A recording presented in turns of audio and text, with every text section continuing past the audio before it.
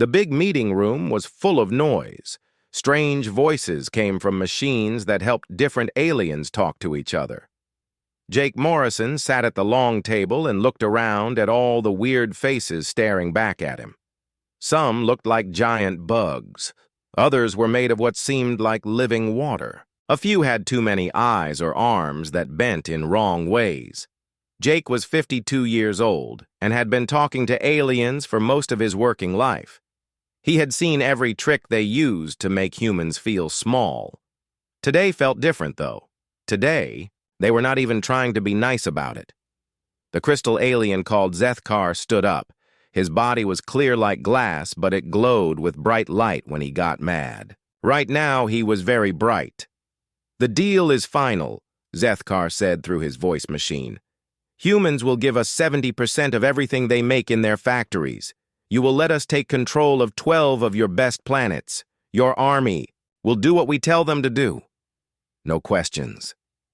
Jake kept his face calm, but inside he was getting angry. Next to him, Lisa Warren wrote notes on her small computer. She was 38 and smart as hell. She had warned Jake this meeting would go bad.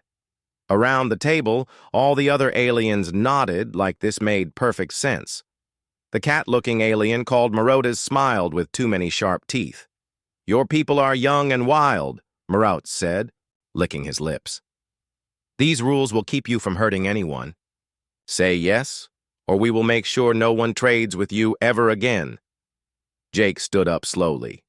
His hands gripped the edge of the table hard enough to make his knuckles white. He had been in meetings like this before, but never where the aliens were this rude. "We need time to think about this," Jake said. The water alien called Vex made a sound like waves hitting rocks. Her blue body rippled with what looked like anger. "There is nothing to think about," Vex said. "This is how things work. You are new here. We have been running the galaxy for thousands of years. You will do what we say." Jake looked at Lisa. She looked back and gave a tiny nod. They had talked about this moment before coming here. They had hoped it would not happen, but they were. "Ready." "In that case," Jake said in a voice that was too quiet, "we will not be part of these talks anymore." The room went dead silent. Then Zethkar started laughing so hard his crystal body shook. "You will not be part of the talks?" Zethkar said between laughs. "Do you know what that means? No one will buy anything from you. No one will sell you anything you need. No one will help you when bad guys attack your ships." Jake started putting his papers into his bag. He moved slowly like he had all the time in the world. "We understand what it means," Jake said. "Then you are even more stupid than we thought," Marout said with his sharp-toothed smile. "You will come crawling back in a few months begging us to let you sign this deal." Jake finished packing his things. Lisa and the other humans did the same. They all stood up together. "Maybe," Jake said, "or maybe you will learn something new." "Like what?" Vex asked. Jake picked up his bag and looked around the room one more time. Every alien face was staring at him with looks that said they thought humans were dumb animals. "Like what happens when humans stop helping," Jake said. He turned and walked toward the door. Lisa and the other humans followed him. Behind them, the aliens started talking all at once in their weird languages. "Let them go," Marout said loud enough for the humans to hear. "They will be back soon enough with their tails between their legs." "Humans do not learn until they get hurt," Zethkar added. "A few months of being alone will teach them respect." Jake reached the big doors that led out of the meeting room. He put his hand on the door handle and stopped. For just a second, he smiled. None of the aliens saw it because his back was turned to them. The doors closed behind the humans with a soft sound. In the meeting room, the aliens kept talking about how stupid humans were. They made jokes about how fast the humans would come back. They talked about making the deal even worse when the humans returned. None of them thought about what the galaxy would look like without humans in it. They had forgotten that humans did not just take things from other species. Humans gave things too.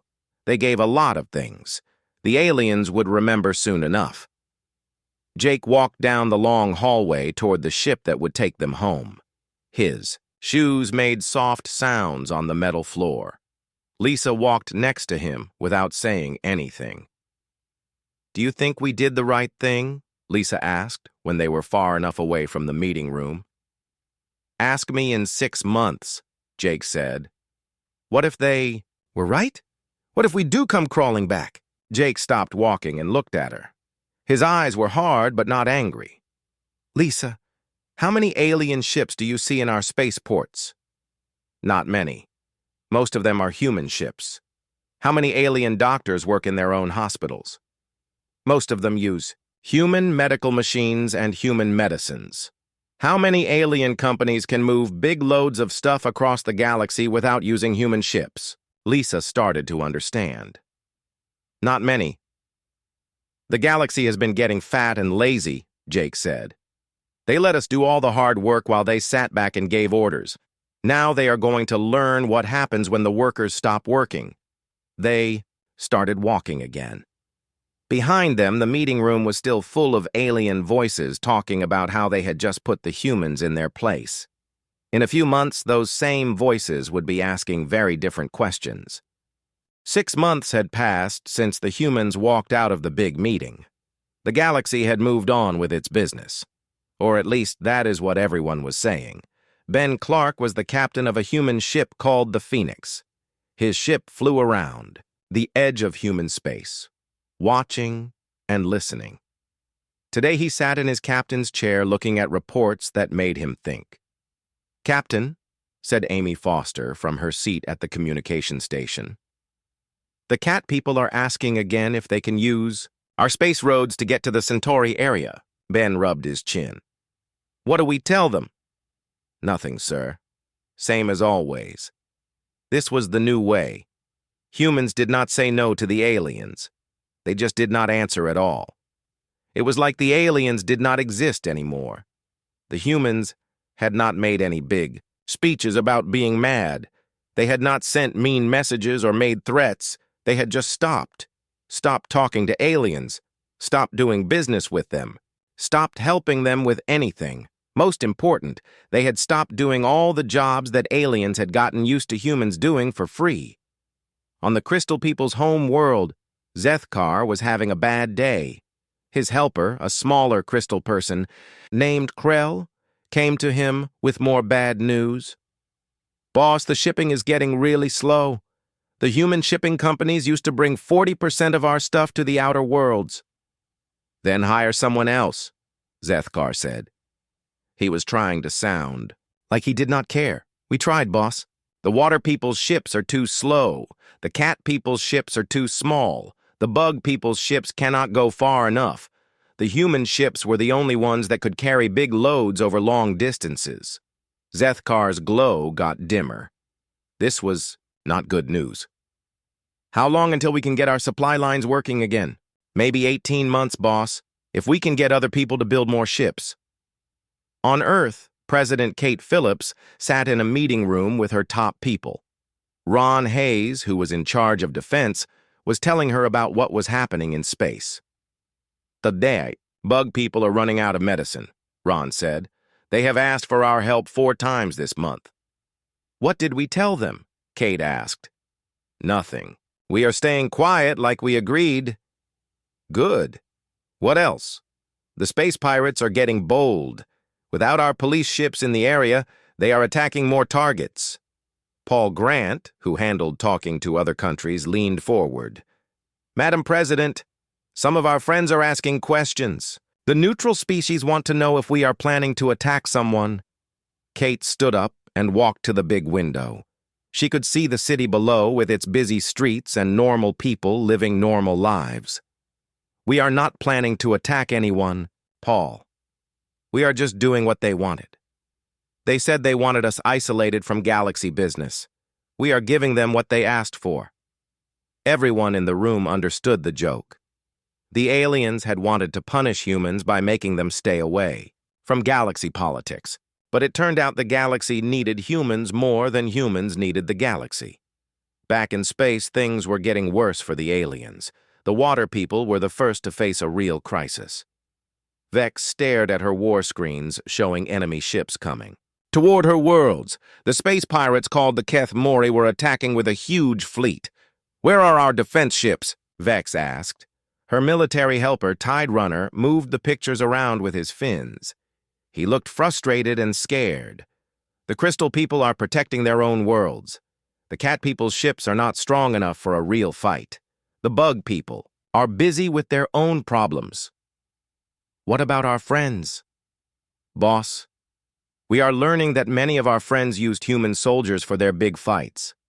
Those contracts ended when the humans left the council." Vex's water body started moving faster. She was getting scared. "Then we fight alone? Against a force 3 times bigger than ours?" "Boss, the human-made defense platforms around our main world could stop them. But what? The secret codes are locked, and we fired all the human workers 9 months ago. The platforms are only working at 60% and getting worse." While the space pirates destroyed 2 water people colonies, Vex finally gave up her pride and sent a secret message toward human space. She was not the only one. On the Cat people's world, Marauts walked back and forth in his command center. His tail moved fast because he was upset. His food officer, Sharp Claw, brought him more bad news. "General, the food situation on our frontier. Worlds is very bad. The human farming systems made extra food that fed almost 40% of our outer settlements." "We grow our own food," Marauts said with a growl. "Yes, sir, but our food is made for our home world's weather. The frontier colonies needed human plant technology and human food types. Without repair and resupply..." Marauts hit the control panel with his clawed hand.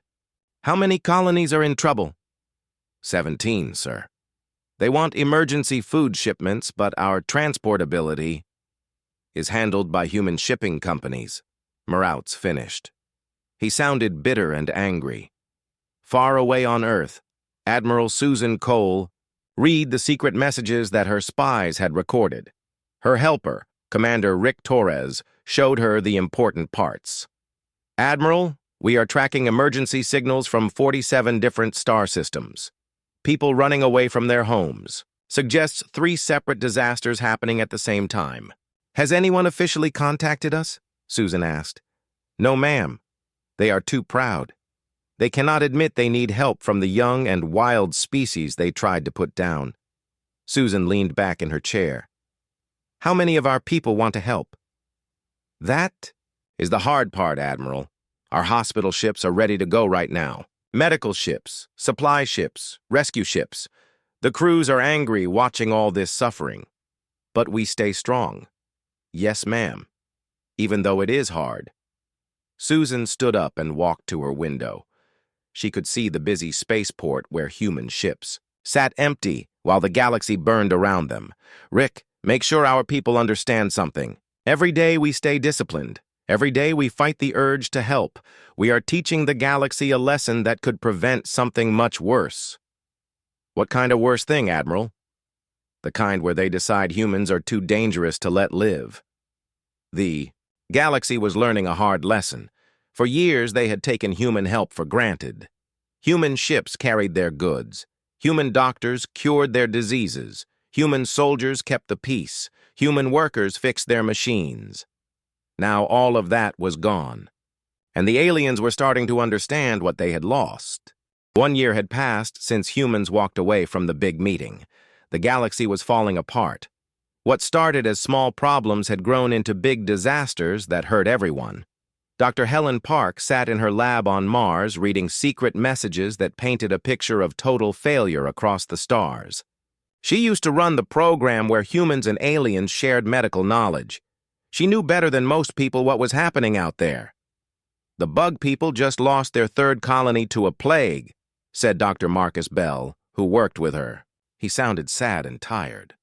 "Their medical system was 70% dependent on human technology." Helen looked at the medical reports on her screen. "Is this the Centauri fever?" "A new type that is worse.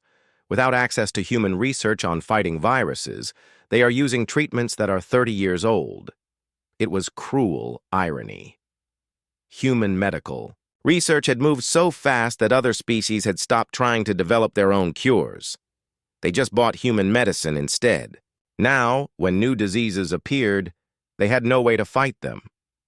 Meanwhile, in the Crystal People's capital city, Zethkar faced angry messages from his own colonial governors. The holographic forms of 12 regional leaders flickered in his chamber, all talking at once and all very mad.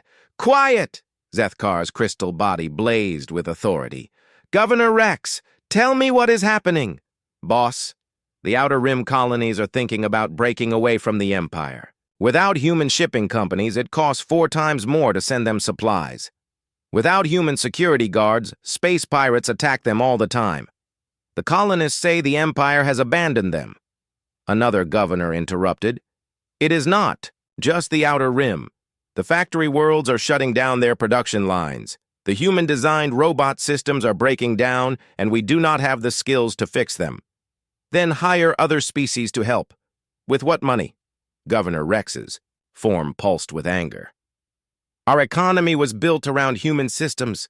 Our money exchange rates, our trade rules, even our shipping schedules. Everything was made to work with human efficiency. Without them, we are only working at 40% of normal." On Earth, President Phillips got daily reports that became more scary each day. Nancy Kim, who advised her on money matters, showed her the latest intelligence. "Madam President, the galactic credit is losing value fast. 3 major trade routes have stopped working completely. The cat people have no food on 7 worlds. The water people lost 4 more colonies to pirates last week. Still no official contact from any of them?" "Nothing official. But we are listening to a lot of back-channel communications.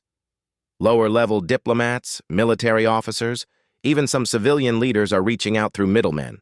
Secretary of State Grant looked worried. "Madam President, some of our own people are questioning this policy. Senator Martinez gave a speech yesterday calling for us to send help." Phillips nodded seriously. "I have seen the polls, Paul. 60% of Americans want us to help. It goes against every instinct we have as people. Then why keep doing this? Because the alternative is worse." Phillips stood up and turned on a holographic display showing the galaxy. "Nancy, show them the projections." Kim worked the controls, highlighting different areas in red. "If things continue like this, we estimate the complete economic collapse of the Galactic Trade Council within 6 months. This will likely start resource wars between the major powers. Wars we would inevitably get pulled into," Phillips continued. "Wars where our aggressive nature would be blamed for any human military success. Wars that would end with the galaxy uniting to destroy us completely."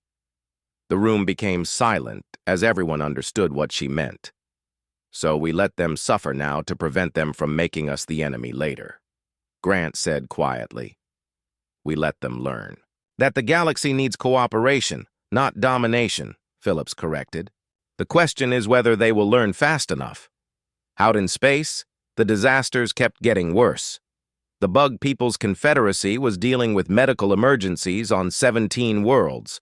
The Cat People were facing starvation on their frontier colonies. The Water People had lost almost half their outer territory to space pirates. But the worst part was not the individual crises. The worst part was how everything was connected. The shipping problems made the food shortages worse.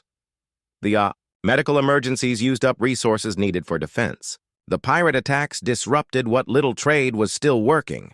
For decades, human efficiency had been the glue holding galactic civilization together. Human ships moved goods where they needed to go. Human doctors kept plagues from spreading. Human peacekeepers stopped small conflicts from becoming big wars. Human engineers kept the machines running that made modern life possible. Now all of that was gone, and the aliens were discovering how much they had depended on the species they had called young and aggressive. On the neutral station where diplomats sometimes met, alien representatives gathered in secret. They could not let their governments know they were talking, but something had to be done. The cat person delegate, a female named Softpaw, spoke first. "We cannot continue like this. My people are dying. The bug person representative, Clicktar, made worried sounds with his mouthparts. Our medical crisis grows worse each day. We need human antiviral technology. Pride will not feed our colonies, said the water person diplomat, Deep Current. We must find a way to approach the humans without admitting weakness. What weakness? Soft Paw asked bitterly. The whole galaxy knows we are failing. Every species is suffering except the humans. That is the problem, Clicktar said. If we approach them now, we prove they were right to walk away. We prove their importance. Their importance was never in question, Deep Current said. Only their place in the hierarchy. We thought we could use their skills while keeping them subordinate. And now we learn that competence creates its own authority, Softpaw finished. The three diplomats sat in silence, each thinking about their dying worlds and the human ships that sat idle in human space while the galaxy burned. Back on Earth, the human leadership knew about these secret meetings. They knew about the suffering. They knew their people wanted to help, but they also knew that helping too soon would teach the wrong lesson. Admiral Cole stood in her office looking out at the spaceport. Dozens of human ships sat ready to launch rescue missions, medical aid, food supplies, and peacekeeping forces. The crews were ready. The supplies were loaded. All they needed was the order. But the order would not come, not yet. The galaxy had to learn its lesson completely, or it would repeat the same mistakes again in a few years. The humans would help when the aliens asked properly, when they acknowledged partnership instead of demanding subordination, when they admitted that competence mattered more than age or aggression. Until then, the galaxy would have to save itself, and it was learning that without human help, saving itself was much harder than anyone had imagined. 18 months after humans walked away from the galaxy's big meeting, everything was broken. What had seemed like manageable problems had turned into complete disaster. Chancellor Vex of the Water People did something that had never happened before. She sent a personal message straight to Earth with no encryption, no secrecy, and no pride left to protect. President Phillips, the water leader's voice carried across space to the White House Situation Room. My people are dying. I am asking for humanitarian help and reconsidering our earlier position about human participation in running the galaxy. It was the first crack in the wall of alien pride. Within days, similar messages came from all over the galaxy. Not from governments, because pride still prevented that, but from individual leaders, military commanders, and desperate colony administrators who watched their people suffer. Each message carried the same meaning. We were wrong. Ambassador Jake. Morrison found himself back on a diplomatic ship heading toward the neutral station where emergency talks had been set up. His team was smaller now. Just Morrison, Deputy Warren, and military advisor Colonel Frank Hayes. Jake, Lisa Warren said as they got closer to the station. The reports from our intelligence teams are devastating. Entire star systems are about to collapse completely. Morrison nodded grimly. Lisa, in my 30 years of talking to aliens, I have never seen anything like this. The question now is whether we can rebuild trust or if too much damage has been done. The emergency meeting was unlike anything in galactic history. Instead of the Grand Council chambers with their fancy decorations, representatives met in a small conference room on the neutral station. Many delegates appeared as holograms because their governments could not spare the resources for physical travel. Zethkar's crystal form was dim and flickering. The proud glow that had once made him seem powerful was almost gone. General Morautz looked like he had not slept in weeks. His usually perfect fur was dirty and unkempt. Chancellor Vex looked like death itself, her water form barely holding together. Morrison took his seat without any ceremony. The room was silent except for the hum of the life support systems keeping everyone alive. Ambassador Morrison, Zethkar began hesitantly, we appreciate your willingness to meet with us. We appreciate yours, Morrison replied in a neutral tone. The galaxy has faced challenges since humanity's departure from the Council. Morrison waited. He said nothing. General Morautz shifted uncomfortably in his chair. Perhaps we were hasty in our initial assessment of humanity's role in galactic affairs. Perhaps, Morrison agreed, still neutral. Chancellor Vex finally spoke, her voice barely louder than a whisper. Ambassador, my people are dying. 17 worlds have gone dark. We have no communication with them at all. If there is any way... Morrison leaned forward slightly. Chancellor, what exactly are you asking for? The room held its breath. Everyone knew this was the moment that would decide everything. Help, she said simply. We are asking for help. Morrison was quiet for a long moment. When he spoke, his words were careful and measured. Help implies partnership. Partnership implies mutual respect. Mutual respect implies recognition that each species brings unique strengths to the galaxy. Yes, Zethkar said quickly. We understand that now. Do you? Morrison's voice carried no hostility, only genuine curiosity. Because 18 months ago, you told us our place in the galactic hierarchy. You informed us that we were too young and aggressive for equal participation. You demanded we surrender our sovereignty and submit to your oversight. The aliens looked at each other uncomfortably. No one wanted to be the first to admit how wrong they had been. We were protecting our interests, Morautz said defensively. Of course you were, just as we were protecting ours when we chose not to participate. Morrison pulled out a tablet computer. Let me share some interesting data we have compiled. The holographic display showed galactic trade flows, military deployment patterns, and economic indicators from before humanity's withdrawal. It turns out, Morrison continued, that humanity had become essential to galactic civilization in ways none of us fully understood. We provided 40% of freight capacity, 35% of medical technology, 50% of heavy industrial equipment, and 60% of peacekeeping services. The numbers hung in the air like accusations. Each alien representative stared at the data that proved how much they had depended on the species they had tried to marginalize. We were not trying to dominate the galaxy, Morrison said calmly. We were just doing what humans do. We saw problems and we solved them. We saw needs and we filled them. We saw suffering and we tried to help. He paused and looked around the room at the desperate alien faces. And when we left, you discovered what the galaxy looks like without that human tendency to fix things. The silence stretched on for almost a full minute. Finally, Chancellor Vex spoke again, her voice stronger now despite her weakened condition. What do you want from us? Morrison smiled for the first time since entering the room. It was not a cruel smile or a victorious one. It was the smile of someone who had been waiting a long time to hear the right question.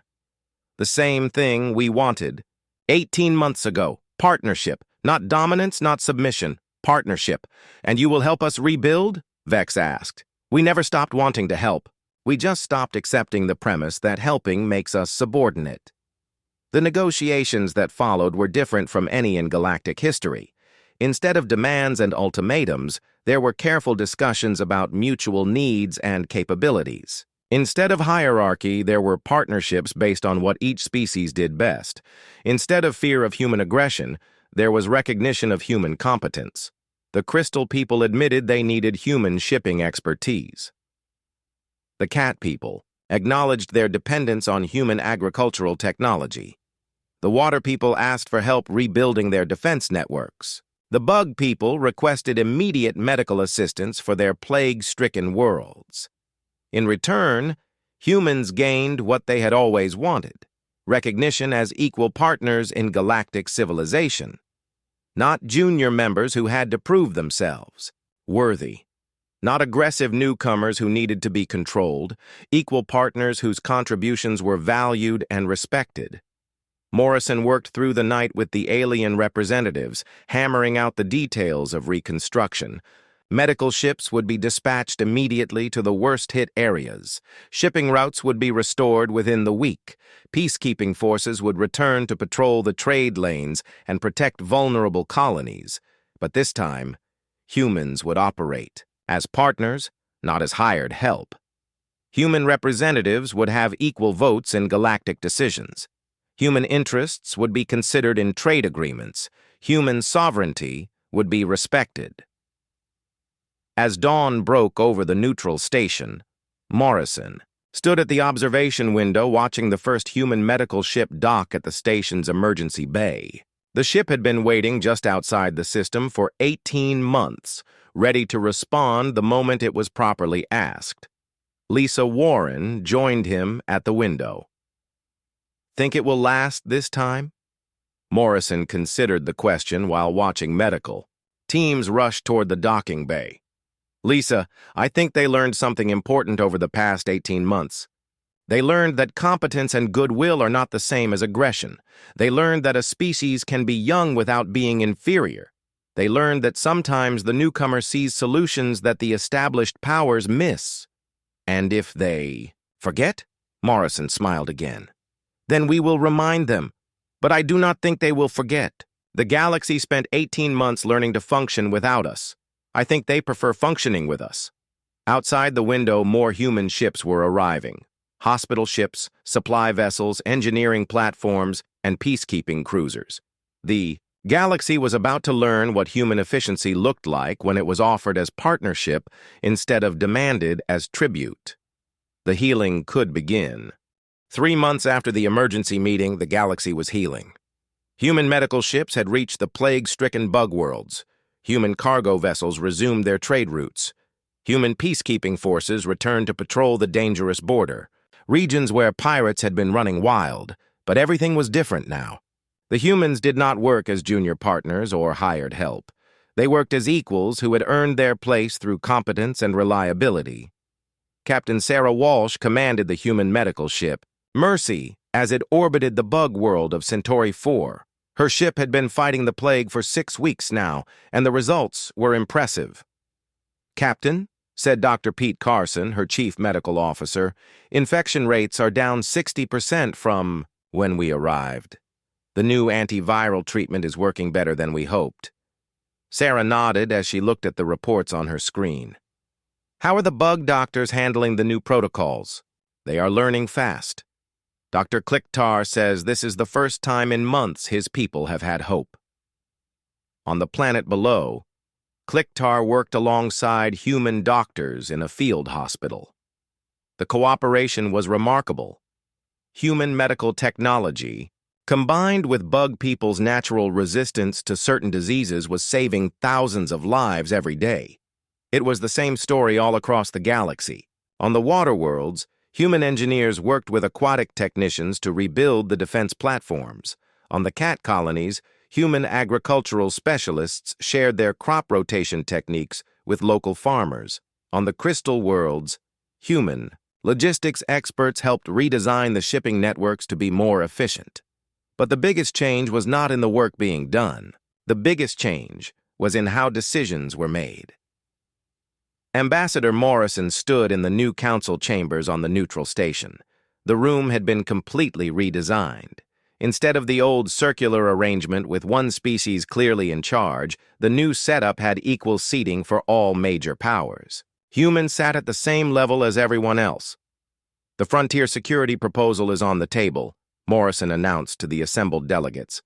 "Under this plan, each species contributes ships and personnel based on their capabilities, not their size or age.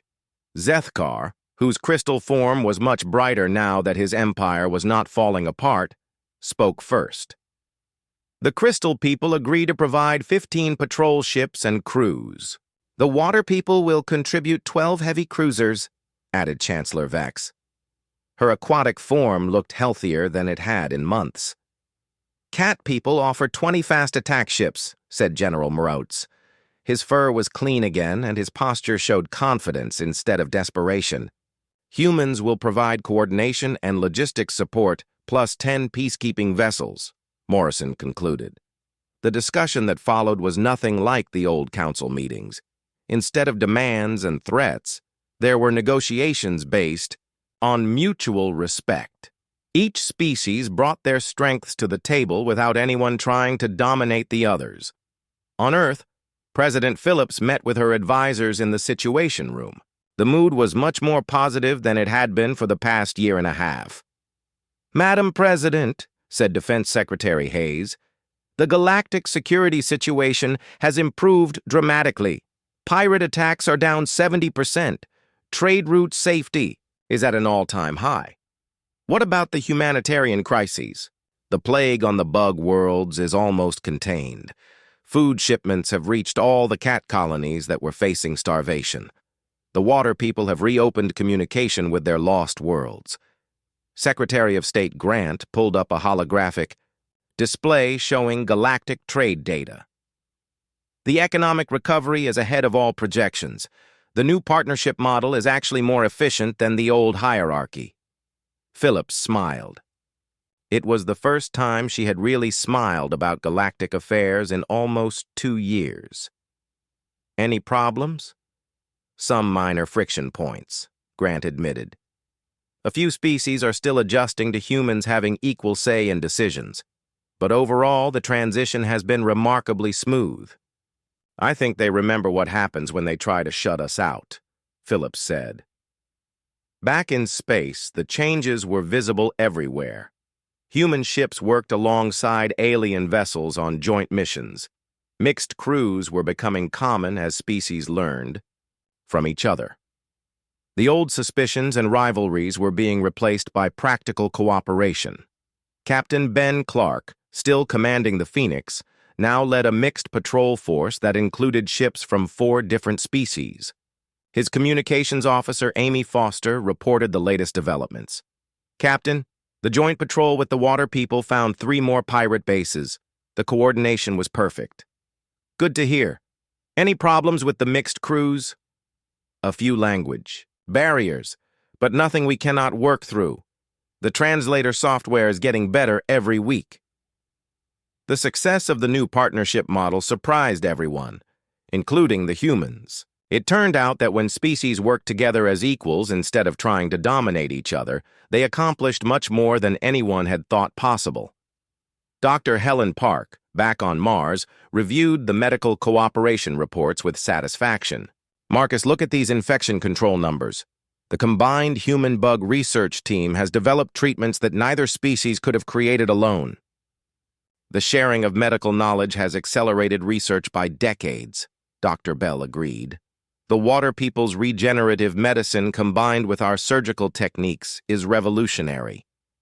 And the cat people's pain management methods are helping. Our combat medics save more lives," Helen added. "It was the same story in every field. Human efficiency combined with alien expertise was producing results that no single species could achieve alone. The galaxy was not just recovering from the crisis. It was becoming stronger than it had ever been." Ambassador Morrison stood in his office on the neutral station, looking out at the busy docking bays where ships from dozens of species worked together. Lisa Warren joined him at the window. "Jake, do you ever wonder what would have happened if we had accepted their original terms?" Morrison considered the question. "We would have become a client species, useful but subordinate. Our innovations would have been exploited while our potential was limited.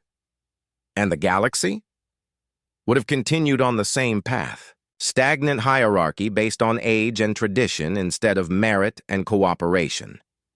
They watched as a human cargo ship docked next to a crystal passenger liner. The crews greeted each other like old friends, which many of them now were. "The walking away was the right choice," Lisa said. "The walking away taught them what they needed to learn," Morrison corrected. "That competence creates authority. That partnership is stronger than domination.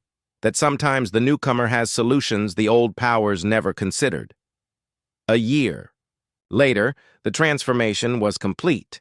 The Galactic Partnership Council, as it was now called, governed through consensus and cooperation instead of hierarchy and force. Humans held positions of leadership based on their abilities, not their species' age or size. The galaxy had learned its lesson well. When competent people offer help, you treat them as partners, not as servants. When someone solves your problems, you respect their contributions. When a species proves their worth, you give them the recognition they have earned. The humans had walked away from negotiations 18 months earlier. The galaxy had realized their mistake. But more than that, they had learned from it. The new galactic civilization was stronger, more prosperous, and more peaceful than the old one had ever been. And it was all because sometimes the best way to win is to walk away from a bad deal and let the consequences teach the lesson for you. In the end, humanity's greatest victory was not won through superior technology or military might. It was won by having the courage to say no to an unfair offer and the wisdom to wait for a better one. The galaxy had offered subordination. Humanity had chosen partnership, and everyone was better off for it.